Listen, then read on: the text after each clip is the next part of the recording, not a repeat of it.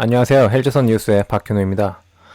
장제원 의원이 불출마 선언을 했습니다. 장제원은 12일 오전 국회 소통관에서 기자회견을 열고 22대 국회의원 총선에 출마하지 않겠다며 부족하지만 저를 밟고 총선 승리를 통해 윤석열 정부를 성공시켜 주시길 부탁드린다고 말했습니다.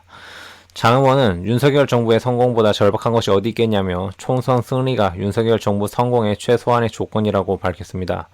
이를 두고 캐비넷이 열린 거 아니냐는 의견들이 있습니다. 왜냐면 그가 11월 때만 해도 새를 과시하면서 총선에서 자신이 얼마나 강할 수 있는지를 과시했기 때문입니다. 그리고 윤석열 정부가 어떻게 하든 간에 본인이 자리를 포기하지 않을 거라는 걸 어필을 꾸준히 했었죠. 또 그가 총선에 나가지 않는다고 해서 총선이 국민의힘에 유리해진다고 보기도 힘듭니다. 본인의 자리를 친윤에게 넘길 듯한데 그 후보가 장제원보다 힘이 셀 거라 보기 힘들죠. 이랬기 때문에 캐비넷 이야기가 나오는 겁니다. 뭔가 잡힌 게 아니냐는 의심이 나오는 거죠. 한편 김기현 의원 같은 경우에는 장제원 의원 때문에 선택의 기로에 놓이게 되었다는 평가가 있습니다. 불출마 선언 내지 울산 내 험지 출마 선언을 할 수도 있게 된 거죠. 대표직을 사퇴할 수도 있는 것이고요. 물론 아무것도 하지 않을 수도 있겠습니다. 이낙연과 이상민이 만남을 가졌습니다. 연일 신당 창당 뜻을 표출하고 있는 이낙연 전 더불어민주당 대표가 11일 민주당을 탈당한 오선의 이상민 의원을 만나 소명감을 갖고 힘들지만 한국 정치를 바로잡는 데 역할을 하겠다고 말했습니다.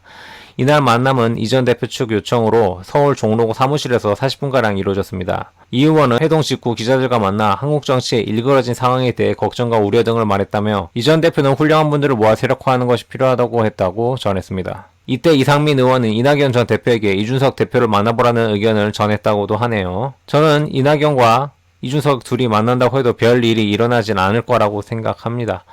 이낙연이 비명계에서 크게 힘이 있는 사람도 아니고 인기가 많지도 않죠. 이준석이라고 세력이 강한 사람도 아닙니다. 그렇기 때문에 둘이 만난다고 해서 어떤 큰 시너지가 나올 것 같진 않고요. 그냥 해프닝 정도가 되지 않을까 생각합니다. 이낙연 전 대표의 행보에 대해서는 친명계에서는 강도 높은 비판이 쏟아졌습니다.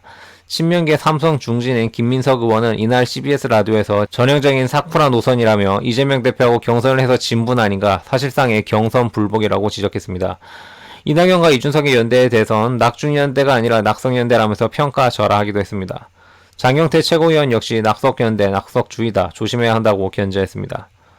한편 친명계를 자처하는 민주당 원외의사 18명으로 구성된 퇴진과 혁신이 이날 기자회견을 열고 총선 공동출마 선언을 했습니다. 여기에는 이재명 대표 변호를 맡은 조상호 민주당 법률위 부위원장과 현근택 민주연구원 부원장, 민병선 전 선대위 대변인 등 이 대표 최측근 인사들이 대거 포함되어 있습니다. 이 중 상당수는 비명계 모임인 원칙과 상식 소속 이원옥, 윤영찬 의원 등의 지역구에 도전장을 내밀면서 친명 원외 도전자와 비명 의원들 간의 경쟁 구도가 선명해지고 있습니다. 여기까지 헬조선 뉴스의 박현우였고요. 들어주셔서 감사합니다.